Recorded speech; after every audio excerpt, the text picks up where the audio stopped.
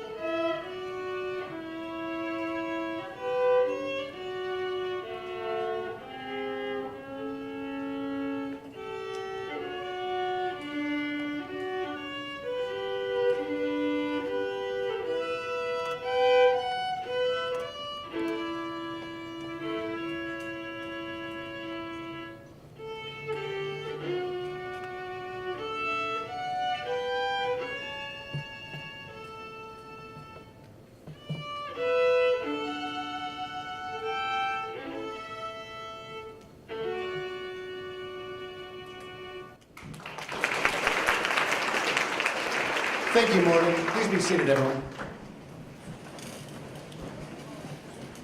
Thank you so much for coming out today. It really means a lot to us, and it means a lot to the student initiates. And so welcome to Stanislaus, and welcome to this event. This is the 19th initiation of this chapter.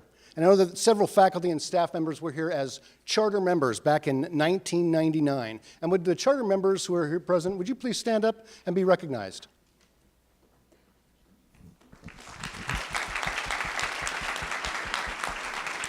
Thanks. Next year will be our 20th anniversary on this campus, so please keep your eyes open for special events commemorating this anniversary. That was the 20th century, now we're in the 21st, so of course we're going to advertise our social media presence. Please like us on Facebook. We've got a brand new Instagram account, and if you could use the hashtag 282initiation2017, we'd appreciate keeping track of everything. I want to thank the chapter officers for their service this year and for serving as ushers this evening. The student vice presidents also have been active, really active, with chapter events and increasing the visibility of Phi Kappa Phi on campus. Seated here at the front are several of our officers, including President-elect Jung-Ha An, Vice President Steve Aronsack, Treasurer Deborah Kavash, Public Relations Officer Kathleen Hidalgo has been resident at the back, at the rear of the auditorium, and our past president and regional vice president of the national organization, Janice Herring. We are seeking new faculty and student officers for nominations, so if you are interested, if you are interested in the work, please let us know. You'll be receiving more information about that in the coming week. If you're interested in becoming involved, please contact me. Please contact Shaniel Chandra, our graduate student, our coordinator for student affairs, along with our student VPs, Tatiana Oliveira and Mandeep Basi. And they'll all be here at the conclusion of the ceremony and will be available to talk to any students who are interested in being a chapter student vice president. I want to extend a special thank you to President Ellen Jun, who is a proud Phi Kappa Phi member, but who cannot be with us tonight. And welcome our provost, Dr. Kimberly Greer, and our associate VP for academic affairs, Dr. Shauna Young, both members of Phi Kappa Phi Chapter 282. This is a season of academic celebrations, and today we celebrate academic excellence. We gather to initiate worthy individuals into the Honor Society of Phi Kappa Phi. These persons have been chosen on the basis of superior scholarship and character. We are pleased and proud that each has decided to be part of a century-old community of scholars and professionals, a community that includes individuals who have distinguished themselves in positions of leadership and whose careers have been characterized by achievement. Since our founding in 1897, our members have served in the White House, in Congress, in the Supreme Court of the United States.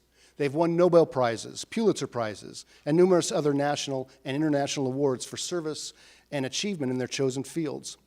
Phi Kappa Phi is proud to include among its memberships in over 300 chapters, thousands of women and men who have sought to make a difference in the communities where they live and work. And now, so will you.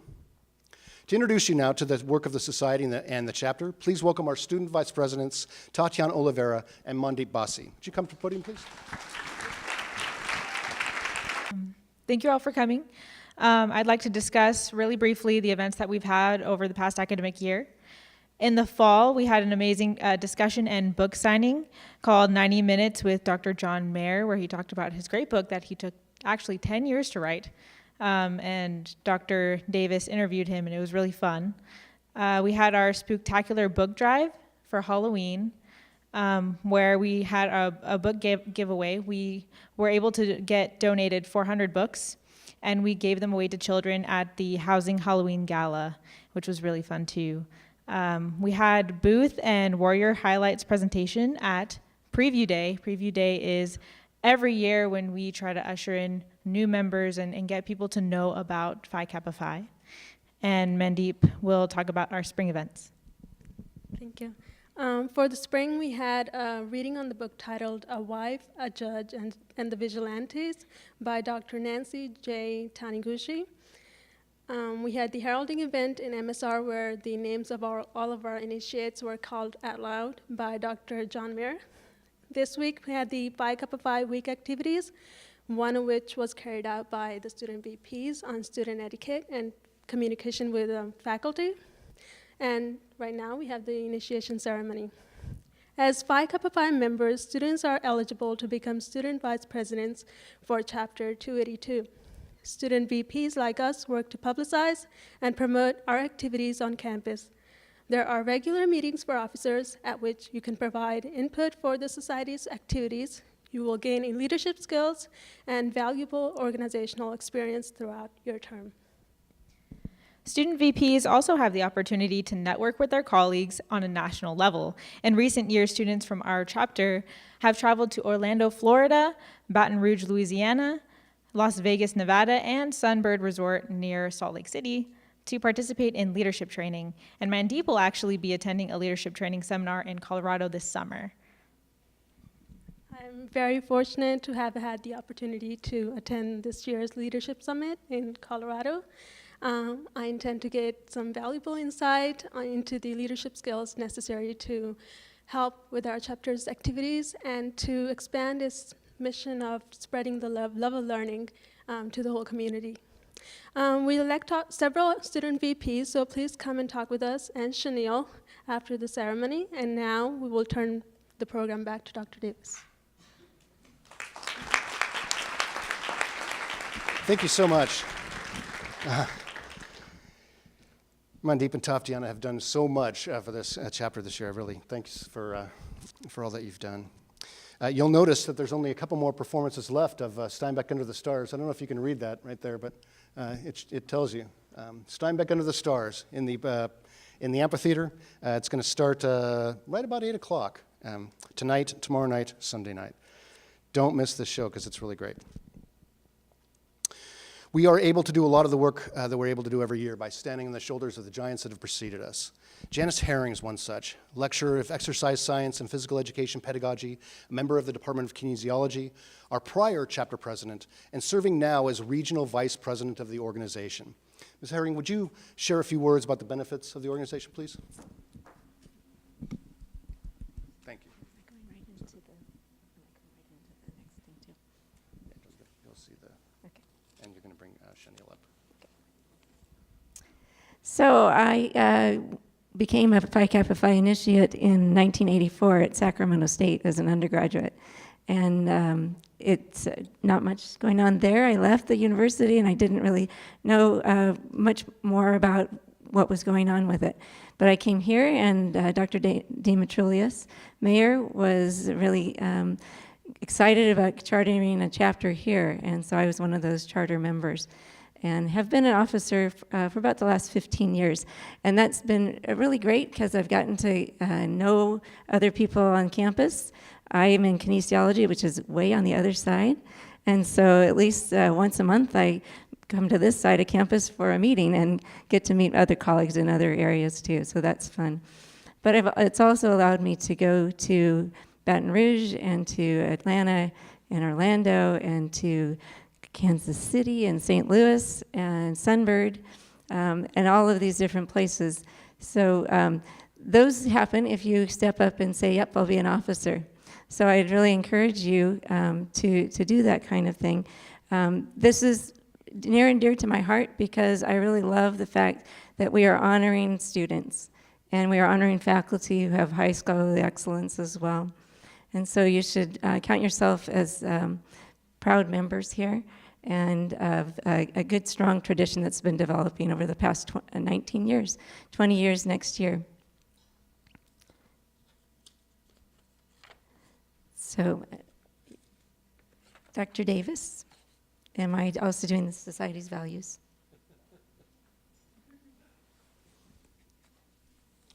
You're right here. Okay. And she's going to click, so don't worry about that. Okay. Our motto is, let the love of learning rule humanity.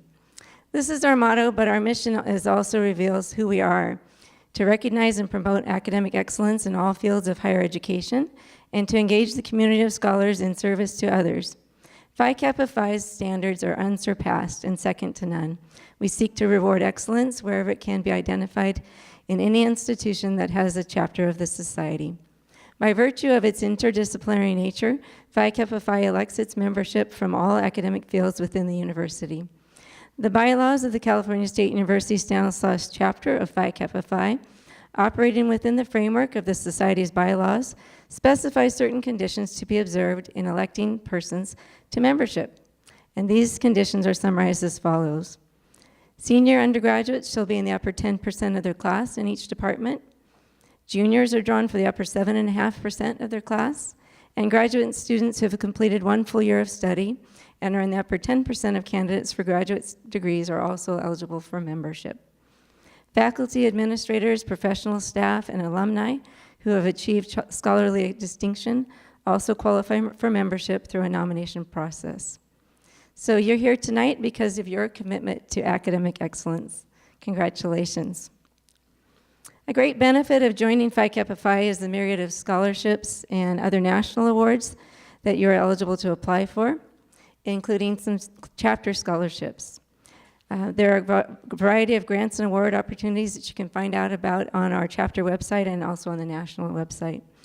Our chapter is offering 2 scholarships to active Phi Kappa Phi members in the amount of $500 each, one to an undergraduate student and one to a graduate student who will be continuing their education at Cal State Stanislaus during the academic year 2017-18.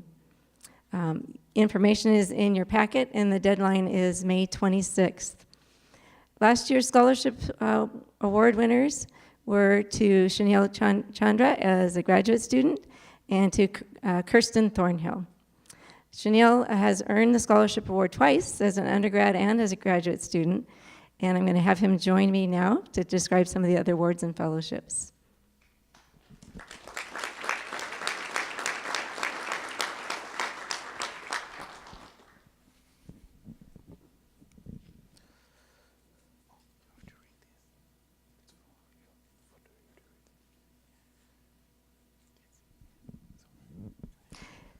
The Love of Learning Awards, there are 160 of them of $500 each.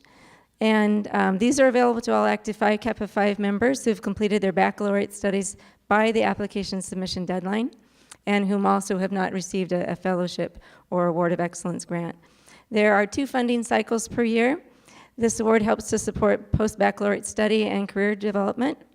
If you have a research project you'd like to submit for funding, the next deadline is October 1st, 2017.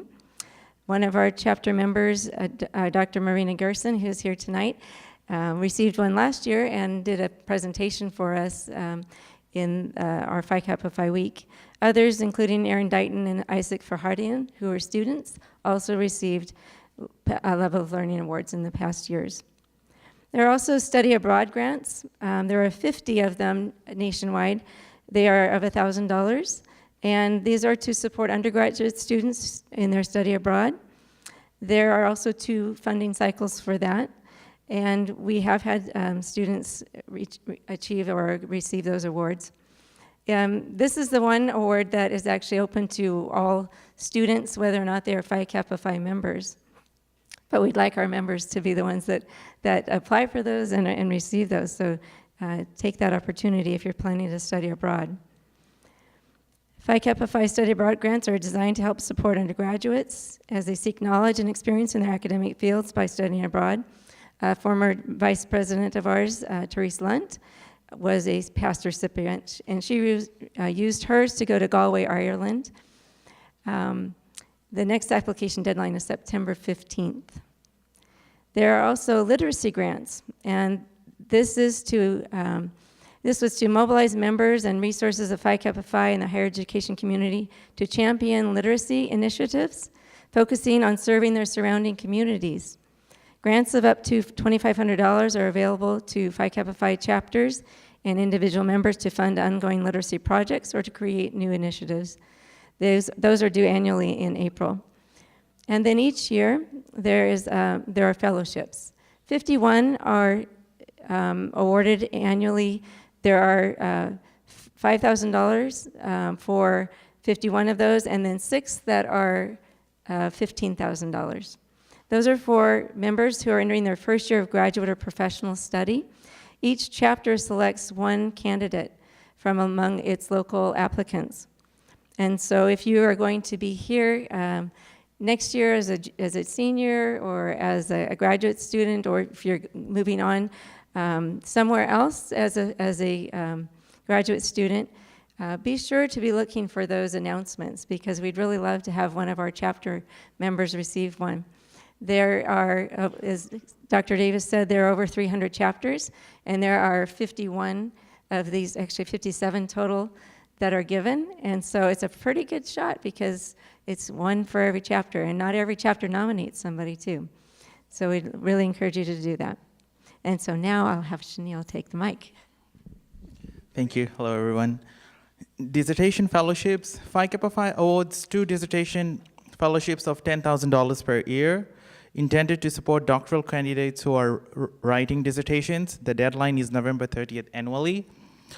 The Phi Kappa Phi Scholar and Artist Awards honor those individuals who demonstrate the ideals of the society through their lifelong activities, achievements, and scholarships. There is a $1,000 honorarium and 1-year membership awarded at each biennial convention. The deadline is February the 1st each biennium. The Ray Sylvester Distinguished Service Award is named in memory of past Society Chapter and National Officer Ray Sylvester of the University of the Pacific. It is awarded to an active member who has provided sustained, non-compensated volunteer service to others beyond the realm of academia at the biennial convention. Nomination deadline is February the 1st annually. And the Excellence in Innovation Award is a $10,000 award presented at each biennium. The Excellence in Innovation Award recognizes one institution of higher learning that uses innovative and substantive solutions to achieve meaningful, measurable outcomes to improve the lives of others and create systemic, large-scale change. You are among the best and brightest at this institution, and you now belong to a family of high achievers, great minds, and scholars from all areas of study. I congratulate you and wish you further successes in all your endeavors. Thank you.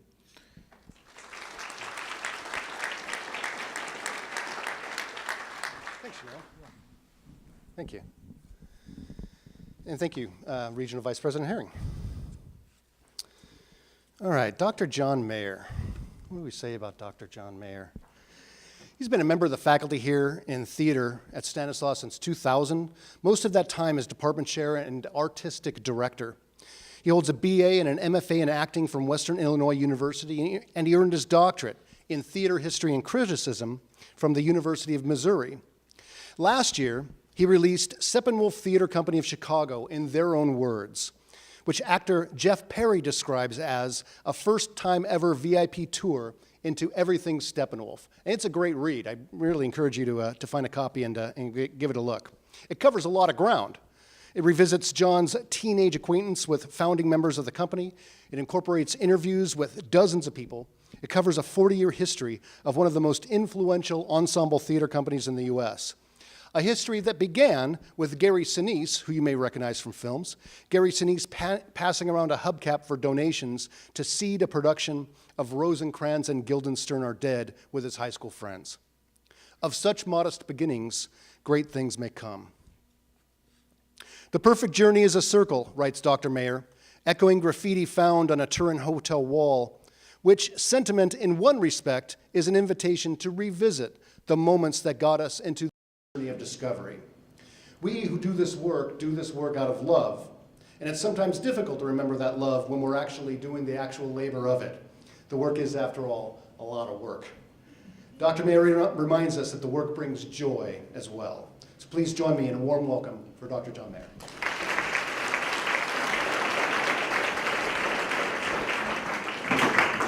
Everybody can hear me okay? Yeah. I'm going to go without the mic. You know, my theater teacher would never forgive me if I used a mic in a room this size. I am John Mayer. I'm not that John Mayer. But my body was a wonderland. I have been emceeing this event, what Scott's doing, for over 10 years. So it's exciting to actually be up here and be the speaker and speak directly to you. One of my favorite quotes from literature comes from John Steinbeck, of course, of Mice and Men. Shameless plug, you should all come out and see it. 1,900 people through the gates past that couple of nights, few nights. This quote, though, comes from his book, Travels with Charlie. He says, "You don't take a trip takes you." I use these very words at the beginning of my book because I believe in that philosophy so completely. You have to allow life to take you where you are supposed to go. It doesn't mean that you can just sit back and wait for things to happen, but you need to best position yourself for life so that it will take you where you're supposed to go. I grew up outside of Chicago. Chicago is a part of everything I am. I grew up in a suburb called Highland Park. There were over 600 people in my graduating class, 95% of whom went on to college. I, however, was in the 5%. Needless to say, I went to a very competitive high school, where many of my fellow graduates went on to Ivy League schools and the like. I was not much of a student. That I would be standing here right now is not where it started for me. In fact, I did not think of myself as the equal of many of my classmates when it came to academic endeavors. A few years later, I began a long period in my life that I often refer to as the treading water years. I took some classes at a local community college, and I tossed a great deal of pizza dough. I had lots of fun, though. Later, I started my own theater business, and I toured the local colleges and high schools, and I was eking out an existence. And I began waiting tables, as any good actor would do. I often say to my students, some of whom are here in the room right now, that I may not be the best professor that you ever have, but I will be the best waiter that you ever have.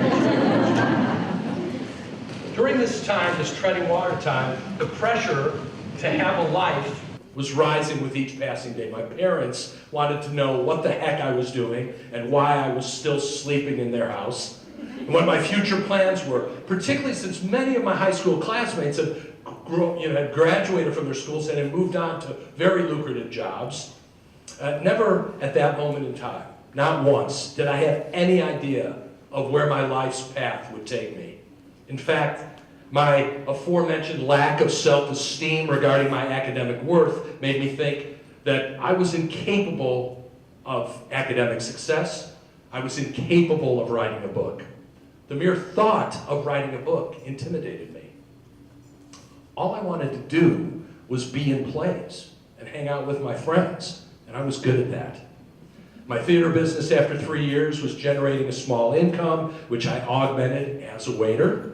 And then the first of a series of events began to catapult me towards where I stand today. The year was 1982. I was 26 years old, with 2 years of community college under my belt. I was living in Chicago, 2 blocks from my beloved Wrigley Field, home of the world champion Chicago Cubs. And I know I'm probably speaking to a room of Giants fans, but I paid my dues, believe me. I just completed a really successful residency of my business at Western Illinois University, where I was actually teaching MFA students in acting the art of improvisational comedy. Connection in the workshop that I had made with those students was so strong that I naively penned a letter to the chair of the department, Gene Kozlowski, offering my services to be a faculty member. I was oblivious. 2 years of college as my resume, and I seriously thought that they would consider me to be on their faculty. Gene very thoughtfully responded to my, it wasn't an email, it was a letter. I wrote email. He wanted to tell me how the higher education thing worked. And further, he gave me an offer to enter the MFA program later that following fall. But I hadn't completed my BA. But he turned me onto a program where I was able to work and get my bachelor's degree through a non-traditional program where you get your degree for life experience. So 6 months later, from that moment where I had 2 years of college, I was solidly entrenched in graduate school. And I was standing in the Office of Non-Traditional Programs at the end of my first semester of graduate school, and I was about to receive my BA degree. That was quite a ceremony. The office staff was all decked out in their bathrobes. The dean of non-traditional programs was in his regalia, and everybody had a kazoo to play pomp and circumstance as I walked the gauntlet down to get my bachelor's degree. 2 years later, I had my MFA degree, graduating with a 3.9 GPA. Sadly, no Phi Kappa Phi chapter on campus, or at least no one let me know. And after I received my BA degree, I just kind of reaffirmed the fact that I was an imposter because I had found this pathway. But I was now a graduate with a master's degree in hand, and that meant one thing.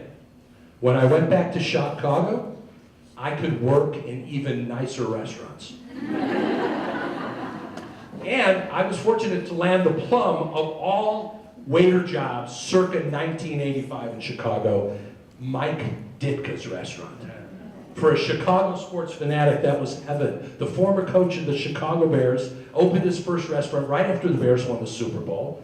I was camped outside that restaurant to make sure that I got in the door to be a waiter, and I did. I opened that restaurant. It was the hottest place in Chicago. And over the course of 2 years there, I worked and I waited. I made a lot of money. I waited on my sports idols. I got to shake Muhammad Ali's hand and wait on one of my idols, Walter Payton, and actors like Robert Duvall and Bill Cosby. But write a book? No way. Wasn't going to happen in my life. I realized as I was writing this that this is possibly the most self-indulgent speech you'll ever hear. But I want to rationalize that by sharing my story, because if it can happen for me, it can happen for you. And if you follow through on the Phi Kappa Phi philosophy, let the love of learning rule humanity, your path will lead you where you're supposed to be if you have faith in your efforts and your preparation. I often quote the following because I love the meaning as well as the alliteration since I'm an actor. But proper preparation prevents piss-poor performance. Now you've all learned that, I'm sure, as proven by the fact that you are sitting in this room now for this honor. Well-deserved, and I know you all worked to be here. You're well ahead of where I was when I was the age of most of you. You can achieve amazing things if you trust the work you've put in. Just because we're plucked here in the middle of the Central Valley doesn't mean great things aren't out there for you to have happen in your life. You got to be there. You got to let life take you there. Can't give this talk without talking about the immense impact, as I'm sure many of you feel, that my parents had on me and in my life's path. In fact, although my father's wasn't there to see me receive my doctorate degree, I know he would have been surprised and really proud. And it was during my second foray in graduate school that I finally became a member of Phi Kappa Phi. My GPA, working on my doctorate, from somebody who barely made it through high school, was 3.8. And I was in the initiation process along the goddess of the department, Michelle Mazza. Michelle Mazza was raised by 2 college professors, and never in her entire educational career did she ever receive anything less than an A. And there I was, sitting next to her, being initiated into Phi Kappa Phi. I was in pretty good company. And I was honored to achieve this thing that one time in my life I thought probably would have been impossible. Okay, so now I gotta move to the theme of this speech, which was, who knew that writing a book could be so joyful? In September of 2015, I received an inquiry from Methuen Drama in London, asking me if I wanted to write a book about Steppenwolf Theater Company. I assume an editor had seen a copy of my doctoral dissertation, which had been an early history of the company, and decided to kind of throw out a little feeler, a little line, hoping they might get a strike. Well, they hooked the right person. They hooked me. And they repeated that to me many times when I knocked out the book 18 months before they asked me to. I was nervous, I was scared, but I think I was ready to tackle this monumentous hill. I had known that I wanted to write a book about the company for a while, but I didn't know if I was capable. I did not know if I could do it, because I was beating myself up with the same things that I beat myself up with when I was in high school.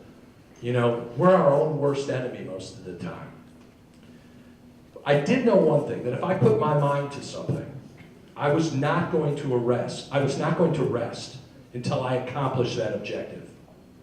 When you do a play as an actor or a director, I directed the play that you should all go see over the next 3 nights.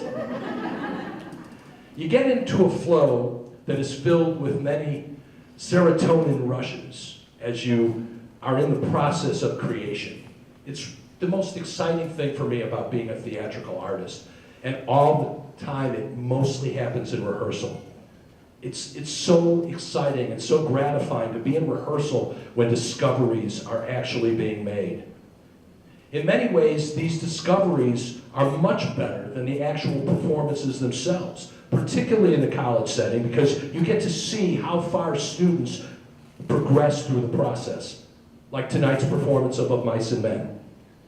Kyle Gouveia, who plays one of the leads, Lenny, he's the center on our basketball team. He's never been in a play in his life, which is why you should go out there and see what he does. It's impressive.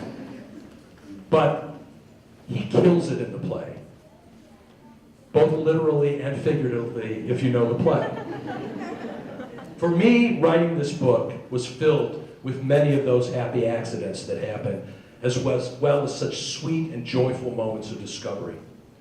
The interview process for me was the absolute highlight of my work. I interviewed over 50 people, including many of my friends and many of my personal idols, people I admired from afar, as well as friends I'd known for many years. I tried to do all my interviews in person, which I mostly accomplished, but some I had to do over Skype or on the phone. Early on, I was a little uncertain if I was to be up to the task of writing the book, as I mentioned. And here I was writing about this world-renowned company, and one of the people I had to interview was a man named Frank Galati. Now, to theater people, especially in Chicago, Frank Galati is a god. He's a legend in his own time. He is a Renaissance man, an immense talent. I met him in the lobby of Steppenwolf Theater Company in Chicago. I met him a couple of times.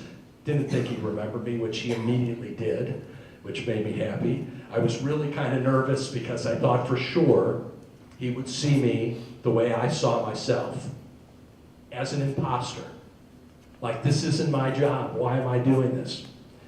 And I interviewed him. We had a really lovely conversation. And when we finished, as is Frank's way.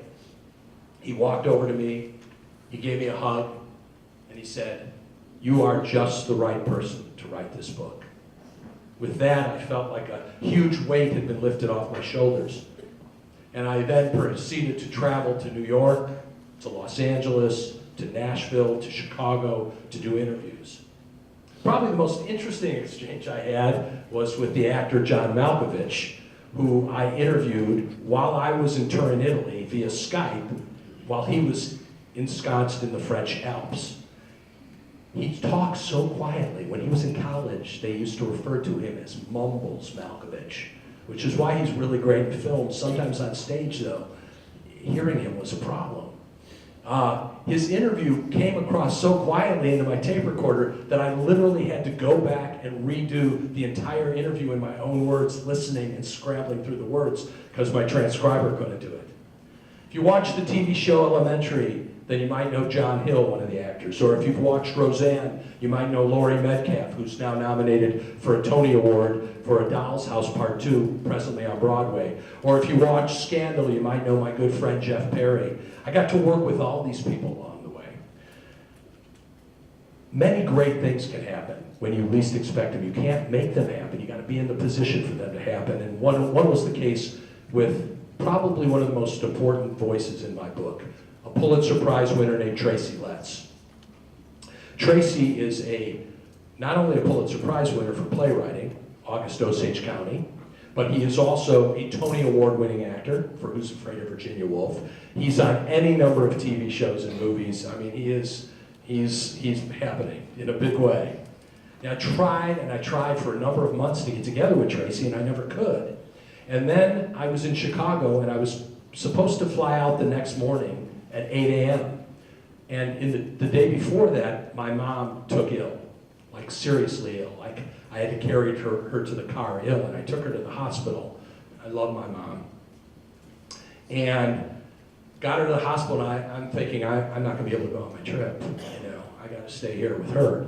But my mom was like the Energizer Bunny. You know, they pumped some antibiotics into her, gave her some fluids. She jumped right back. Simultaneously, my flight was delayed 12 hours. So she stabilized, the flight's delayed, and I decide, I'm gonna see if Tracy's available. And I text him, he texts me right back, he says, "I'm home all day, come over." I enter into his beautiful home, the house that he referred to as the house that August built, referring to August Osage County. And we had a wonderful 2-hour conversation. As the book got rolling and I began writing, much of it in Florence and Turin, Italy, or back home in Chicago when I became a full-time caregiver to my mother, I was filled with an unbelievable rush of energy, and the book just flowed right through me. I ultimately wrote over 120,000 words in the course of about 5 weeks. When the publisher told me that I had to edit that down to 90,000 words, I was a little taken aback. But that process was surprisingly gratifying as well. My good friend referred to that editing process as, it's the time where you kill your babies. Because it's so hard to let go of the words that you labored over. But never forget that writing is rewriting. A first draft isn't writing. You gotta dig in and clean it and clean it and clean it and clean it. You do the same thing in play production. Anyways, despite the years that I had spent beating myself up over my self-perceived lack of ability to write or finish a task as daunting as writing a book, I did it. And it proved to be one of the greatest experiences of my life. And I meant to bring a copy so that I could hold up living proof. But seeing your book on Amazon and being invited to be on a TV show in Chicago, like, that's real, you know, it was cool. Believe me, when I say, if I can do it, you absolutely can do it, all of you. You wouldn't be sitting here if you did not have that capability within you. You can accomplish the dreams you have. Don't be your own worst enemy. Get out of your way. Make it happen. Because you don't take a trip takes you. Thank you. Next, to help us understand society, history, and symbols, I welcome Dr. Jung-Ha An, Associate Professor of Mathematics here at Stanislaus State and incoming chapter president of the Society, to join me here. Please welcome Dr. An.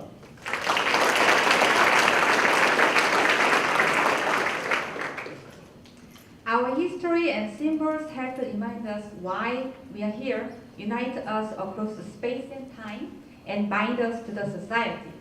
In 1897, 10 seniors at Maine State University, now the University of Maine, led by the Marcus Uren, envisioned a society whose membership would be open to any superior college students, regardless of the academic discipline that students pursued.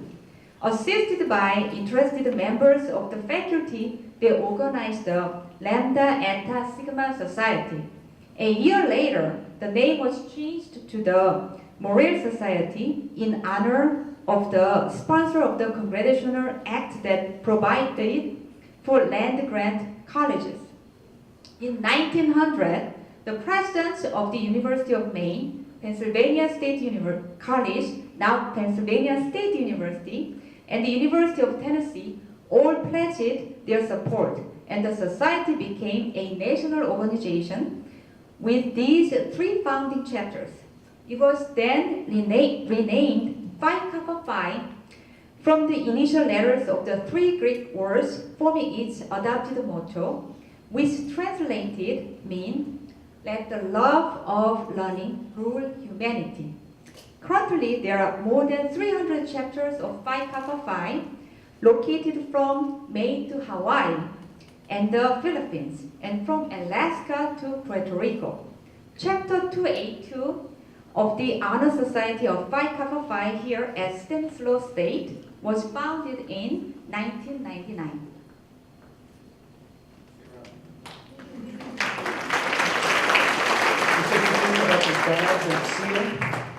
Of the badge of the society, be up here in a second. You can see is a globe against the background of the sun, whose rays form an expansive corona, and they radiate in symmetrical and equal concentrations from behind the globe. These rays signify the equivalence among the various branches of learning and represent the dissemination of truth as light.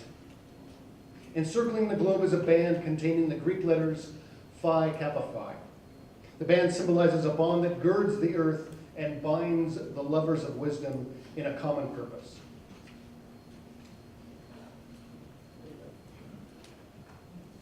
The seal of the society features the badge in its center. The badge is surrounded by a crenellated line representing the battlements and walls of Troy. In the space between this line and the periphery of the seal appear 3 stars just above the badge, one for each of the 3 original chapters.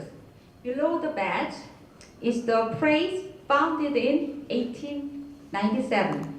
The ribbon of the society is a Mandarin pattern common in ancient Greek art that represents the classical features of the society.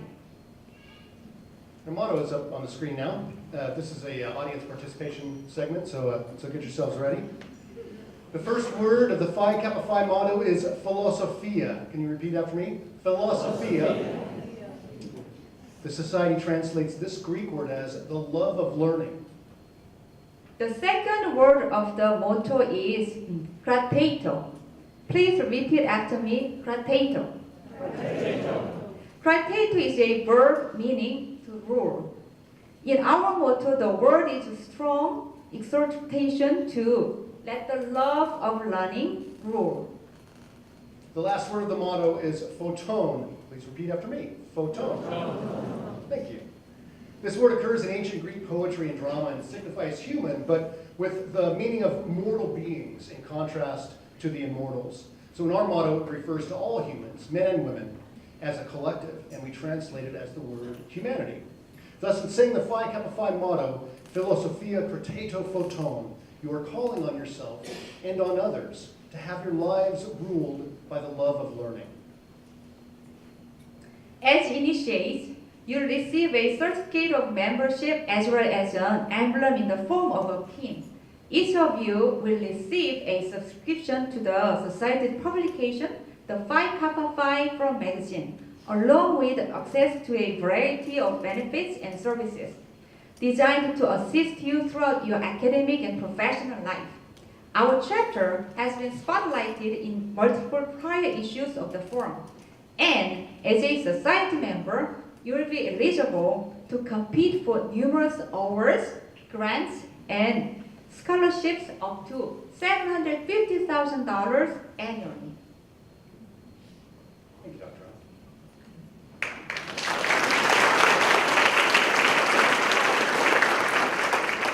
It's time to initiate some members, I think.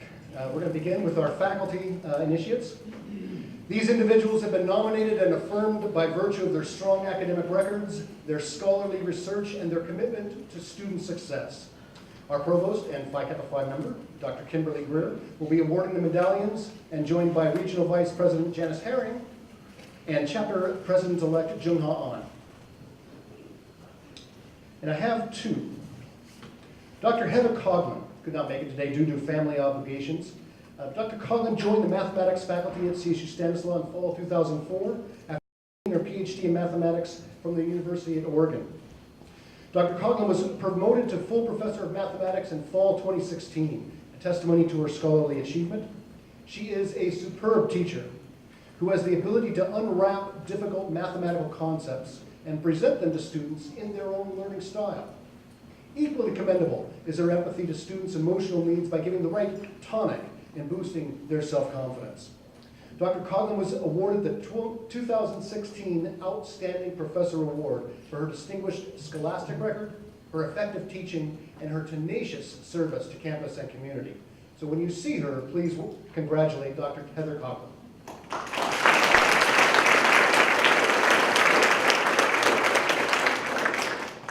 Dr. Betsy Udy is Professor of Gender Studies. And I can think of no one person on our campus who better exemplifies the motto of our order than Dr. Betsy Udy. A full professor of gender studies and coordinator of that program since her hire in 2003, Dr. Udy has re-engineered that program and developed it patiently into a center for action and scholarship. Her students go on to graduate work and earn distinction in our communities. Her own education earned her a BS in psychology at UC Davis and a master's in higher education and student affairs administration at Vermont. Dr. Udy then returned to the archive, completing a PhD in cultural studies at The Ohio State University. She publishes regularly, she attends conferences religiously, and she supports unstintingly the scholarly work of her many bright students. And she herself has never stopped learning. In all the time I've known her, Dr. Udy has consistently furthered her own education. First with an MA in History and International Relations, and simultaneously earning an MS in Education in Online Teaching and Learning. And currently she's matriculated in our MPA program, a Master's of Public Administration. This is a champion of teaching and learning. Dr. Udy fits our motto by letting the love of learning rule us all. Dr. Betsy Udy, please come forward.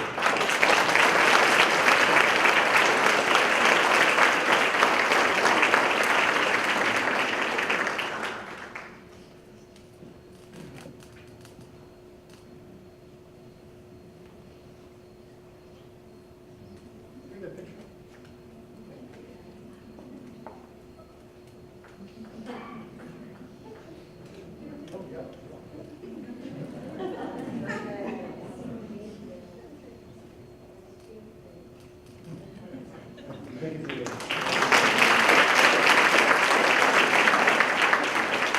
We thank Dr. Coughlin and Dr. Udy for their dedication to research, to scholarly activity, and their service to the university and to the community. Please join me again in congratulating them both.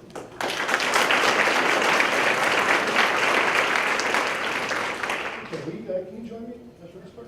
Thanks. Will the juniors please stand? Please stand. Thank you very much. I'd like you to fly over on this side. Line up over here.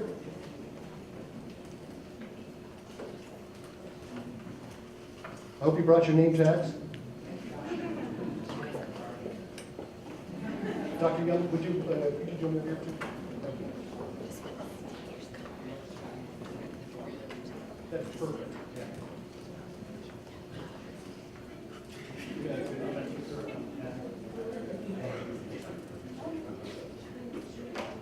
you're going to hand me your tag. You're going to wait for your name to be called. You're going to retrieve your tag from Dr. Young. Receive your medallion. It's a process, believe me. And then proceed down the center aisle to the rear of the auditorium for congratulations and a group photograph with Sarah. Meet Sarah at the back, and we're going to get a group photo with everybody all together. All right. Jacqueline T. Heslop.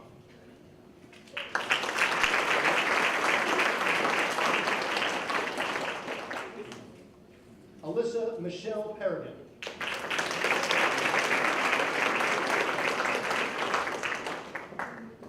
Warren Hagee.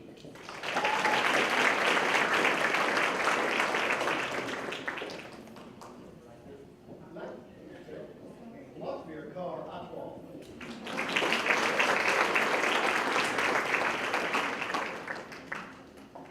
Alondra Gonzalez.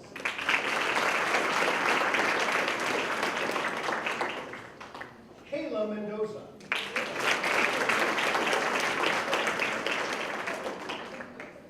Christina Jean Alfred.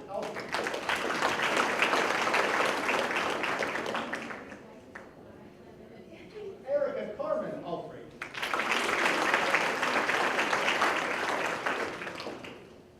Jose Andrade Aguilera. Sandra Barojas Renteria.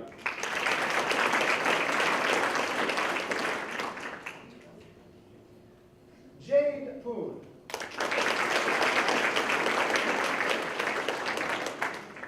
Lisa Hag.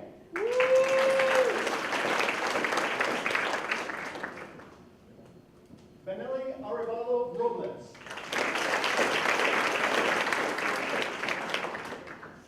Mackenzie Nicole Pryor.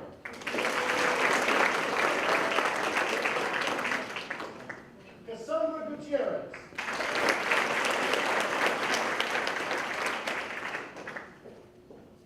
Pratil Brethishu.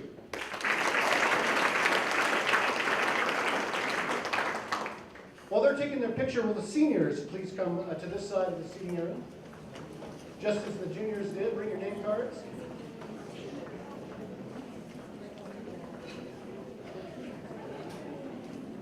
You can pass through and we'll line up on this side. And seniors, please, when you're done, just go back to your seat. We'll gather you afterwards for a group photo after the ceremony is complete. Just a second, get everybody out of the... The folks will be able to see you.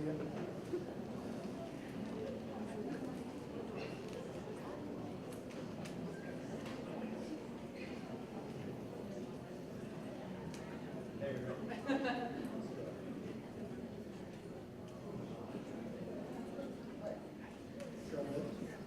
Caroline Morty. Whoop, whoop. Raquel Gomez. Sage Michelle Gallup. Barry Diaz.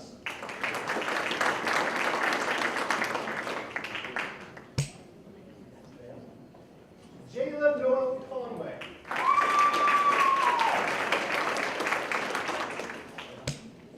Alejandro Osuna.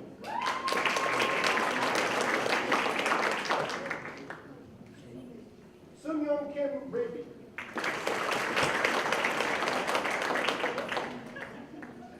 Garrett Christian Serino.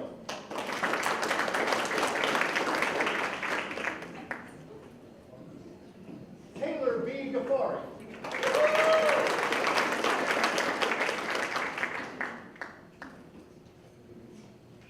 Brittany Nebulini.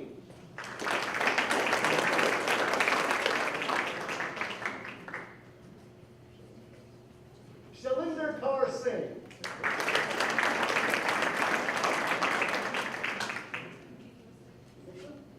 Emily Christine Day.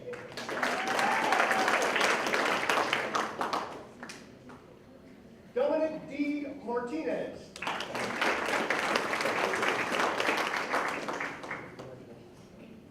Christine Kinsley.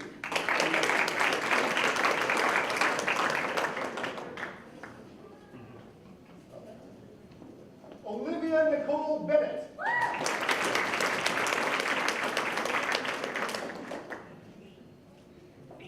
Michela Carino.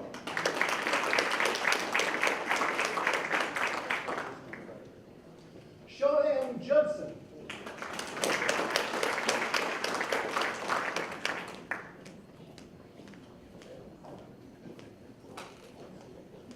Irving Garcia Seye.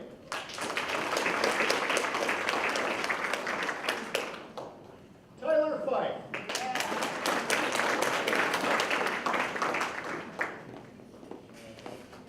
Luisa Mariana Calvo.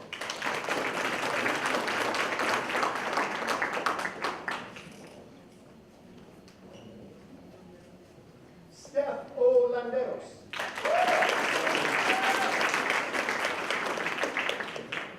Raquel Chavira.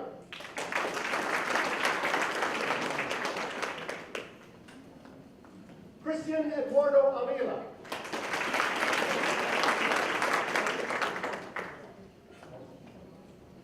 Ronza Sampur. Joey N. Betancourt Jr.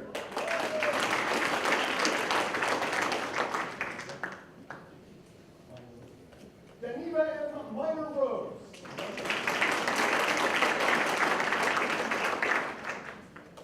Brian Christopher Ball.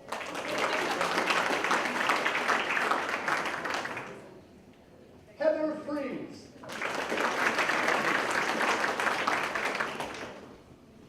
Cassandra Fernandez.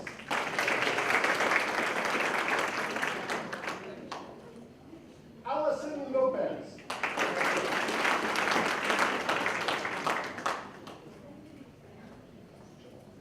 Alia Amar Shabar.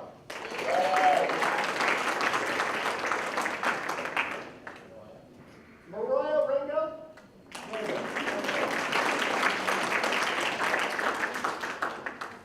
Karina Aikawa.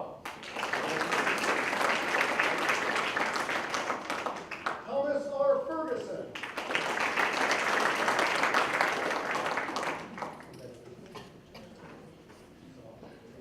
Torino Zavala, the third.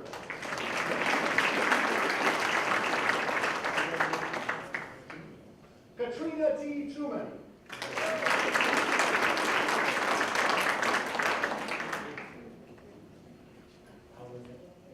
Paula Nieto Para.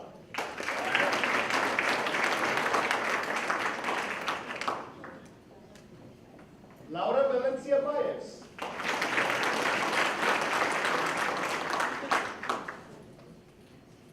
Clarissa Alondra Sandoval.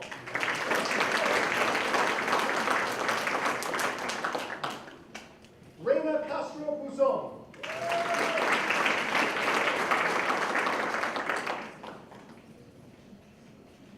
Brenda Moradcon.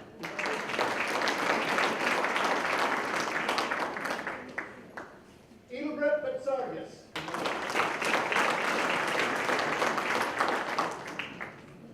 Svini Betsargas.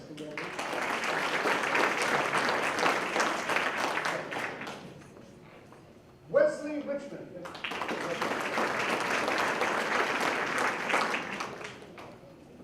Pavitar Carr.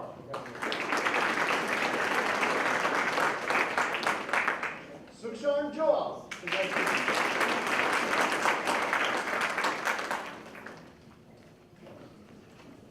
Ramona Charlou.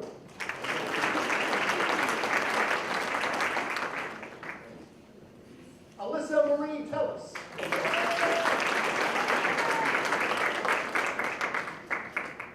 Samantha Whip.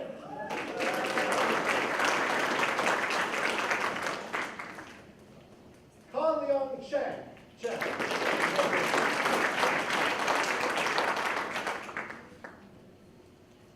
Liana Ruggiero Bisi.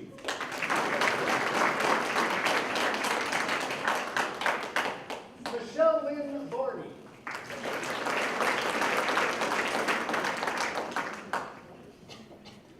Lee T. Trong.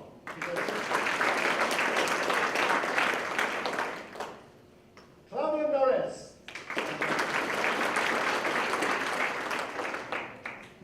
Catherine A. Temnick.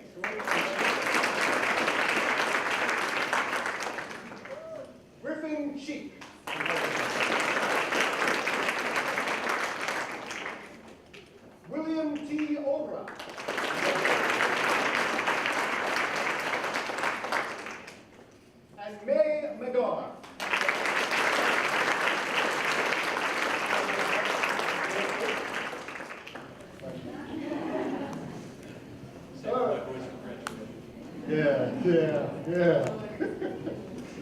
Oh, goodness. So, okay, well, the graduate students then, please come to the side with your name tag. You all have been so generous and kind to me. Just as before, although this time with the graduate students, we are going to have you go down to the back, find Sarah. Wave your hand, Sarah. We're going to take a picture, and then we'll bring you back. Shall we? Hi. How you been? I'm great. Lenore Sierra.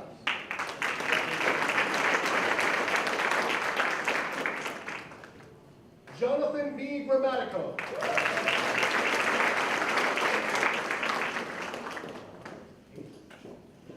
Jennifer Pace Whitman.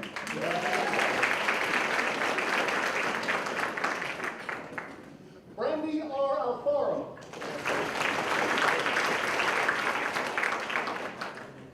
Brianna Bossard.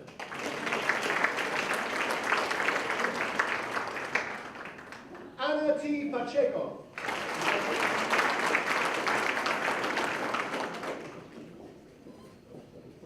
Socorro Salinas.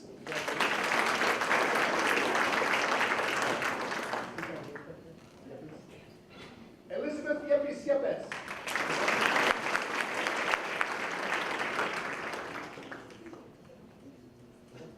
Yesenia Tovar.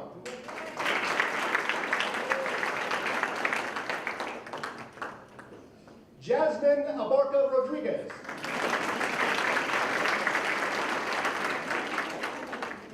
Jessica L. Stouffer.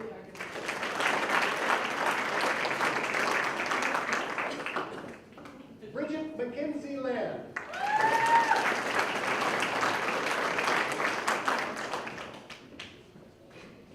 Martha Olivia Caballero.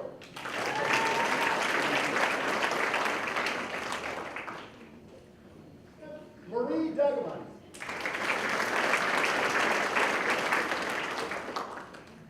Alyssa Ann Jimenez.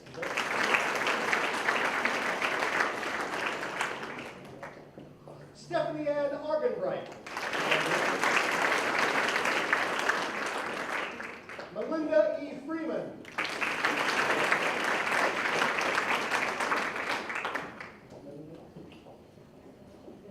Jacqueline Holcroft.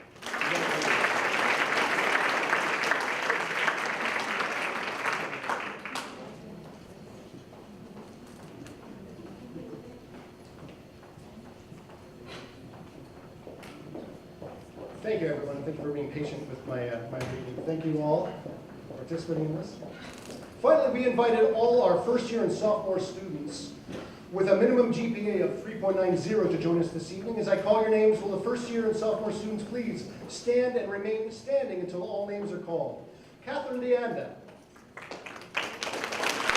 Yvette Pineda.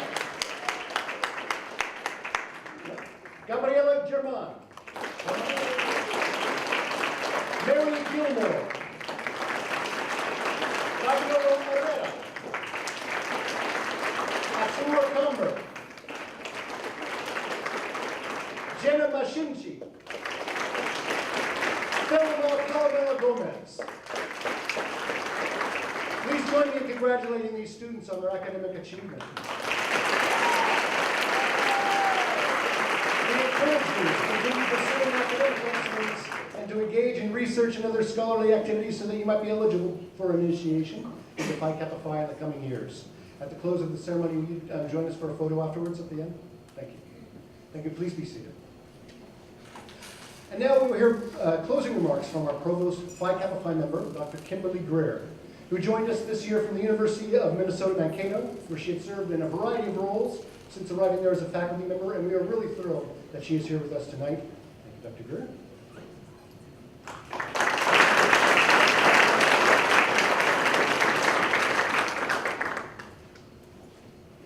Good evening. It's a pleasure to be here. I'm incredibly thankful that I did not have to follow Dr. John Mayer immediately after him. If I had known or thought that I was going to be following him, I think I would have called in sick. You know, when you live and work amongst a community of scholars, which you all are now, you quickly discover that you are frequently humbled, amazed, and inspired, all of which were feelings I had while you were doing your keynote, so thank you very much. I also am going to ad-lib a little bit because I feel like there's a group of people who have not had the luxury of standing up, and the rest of us have. I'd really like to take a moment to recognize the family and friends and supporters are here. Would you please seize this opportunity to stand up and let us thank you for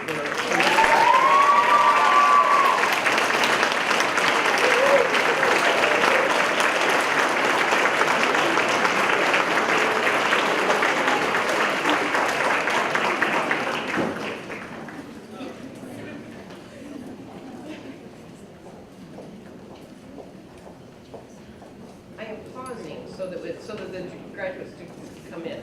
I'm glad you all are able to join us again.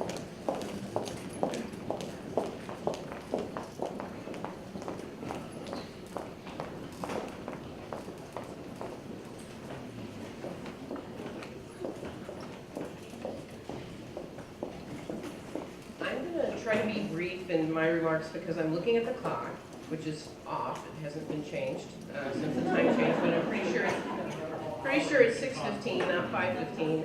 And I know that I am the only thing that stands between you and the play, which is starting in a couple of hours. So I don't want to hold you up from that. But it really is my honor to be here. You know, this is from my perspective, and I think for many faculty and staff, this is the really joyful time of the year. We're approaching commencement. Many of you who just walked up this evening are going to be walking across the stage and earning your degrees within a few short weeks. And there are a lot of events on campus where we have an opportunity to recognize the achievements of students. And even within that context, this is a really special evening given your demonstrated academic excellence. And so it's a pleasure to be a member of your community of scholars, as I just recently transferred my membership in Phi Kappa Phi to Stanislaus State, so I'm a proud member of your community. Many of the people who've talked before me this evening have already struck many of the themes that I wanted to talk with you about, so I'm going to be even briefer because I don't want to necessarily repeat. But I really do think the mission of Phi Kappa Phi speaks to all of us. The acknowledgement, the recognition of academic excellence, but also the commitment of this community of scholars to be of service to others. And I know that you will find your way, your own way that is fulfilling to you to be of service to your community. But the motto is the one that struck me the most, and I suspect it is for you as well. To let the love of learning rule humanity. To let the love of learning rule humanity. I want to live in that world, right? Don't you? Oh yeah, I do, because I'm at a university, right? I think we forget about that sometimes, but I feel privileged and honored to go to work every day in a community where the love of learning is honored and celebrated. It's a luxury and it is a privilege for all of us. But think about that world. Think about a world where there's not a disdain of knowledge or a disdain of science. That's the world that we all aspire to. Earlier this week, I went on a school trip, so to speak. Our president, Ellen John, took her cabinet, to one of the local K through 6 schools here in Turlock, and specifically to kind of show us a school that had been recently renovated and had a lot of technology and a lot of innovative, interactive kinds of classrooms, which was fun. But please don't tell the president, but I really got stuck when we walked into a classroom of kindergartners, and I came away thinking, first of all, we should all start the day in a kindergarten class because, oh my gosh, was that so much fun. And we walked into this room, and there were probably 20 little kids, and they were all on the floor, and the teacher was reading a book, and they had a lot of cool smart screens and a lot of things going on. But when this group of older people walked into the room, the little kids kind of spun around and they were looking at us, and their teacher asked them, who wants to tell this group of strangers that just walked in what we're learning about insects today? And of course, 20 kids were like, they're very polite, but their hands shot up, and I didn't realize how much kindergartners squirm, but they were kind of all perpetual motion. But they took their turns.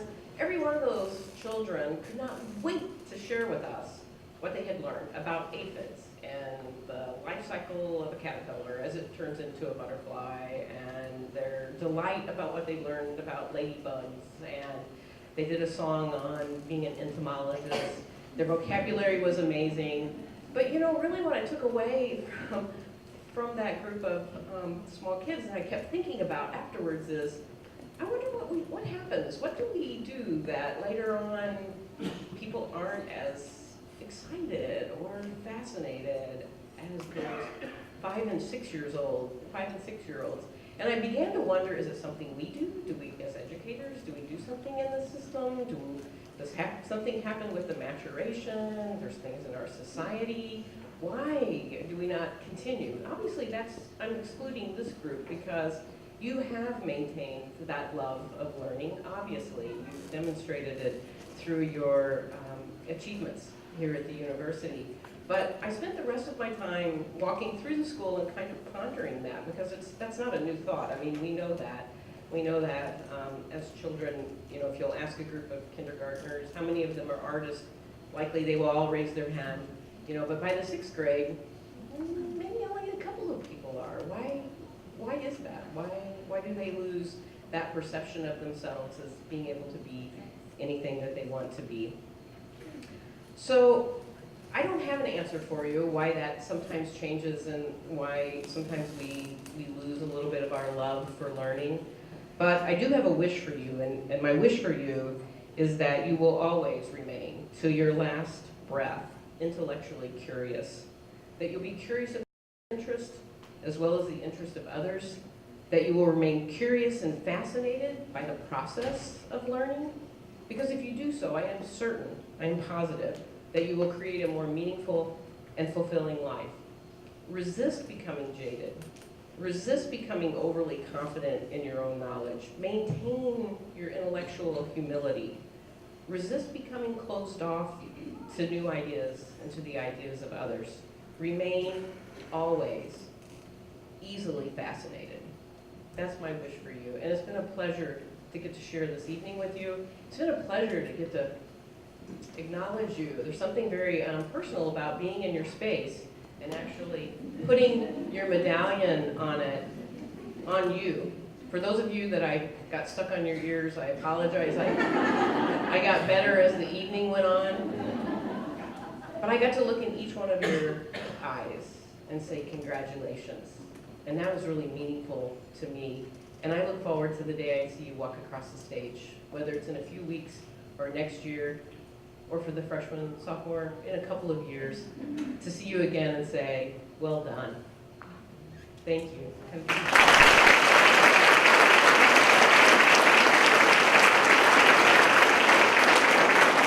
so much. Okay, got to do just one more, couple more pieces of business here before we can let you go. And thank you so much. You've been a very patient group. We want to thank musicians Morgan Leeson and Josh Gomes for the lovely music. From wrangling the back of the auditorium there, and also Sarah Schrader, who's done superhuman work. Thank you. All right, initiation, as they say, is for life. Once initiated into the society, you will always be a member of Phi Kappa Phi.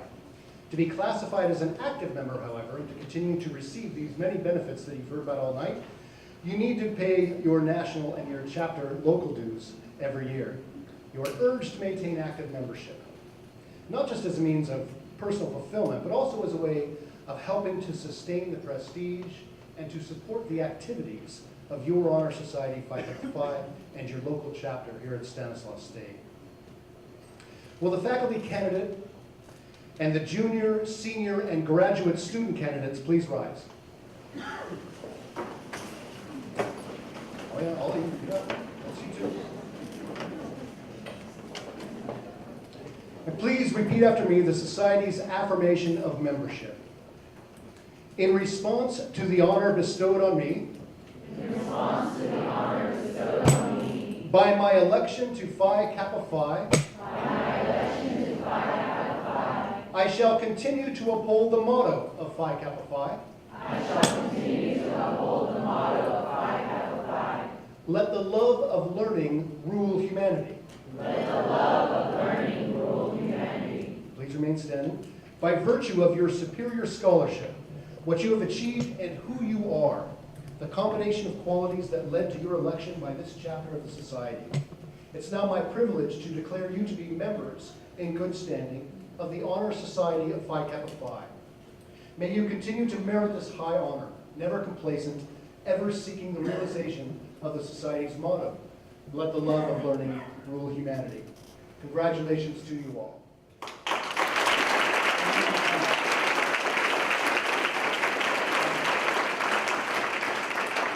You may be seated. Please remain seated while the head tables recess out, and you can follow the faculty members on the inside of each aisle down the center. Thank you. This concludes our 2017 initiation ceremony. If you know the words to the song, please join in. Philosophy of the table goes on.